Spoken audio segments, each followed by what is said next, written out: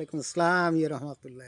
এসে আমার মাতুল মানে চাচা আর কি, চাচা প্রবাসী ছিল, দেশে আসছে, দেশে আছে এখন স্থায়ীভাবে।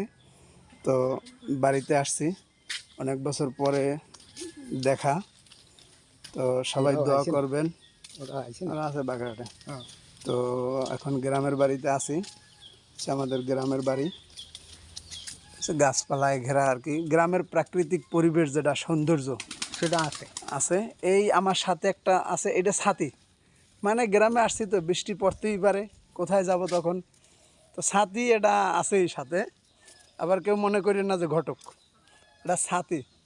এ হচ্ছে গরু ছাগল, সে গরু ছাগলের হাঁস খামার, গরু ছাগলের খামারেই সে গরু ছাগল। পুকুর, অনেক বড় পুকুর বাড়ির ভিতরে, কদম গাছ হয়েছে, অনেক বড় পুকুর বাড়ি আমাদের।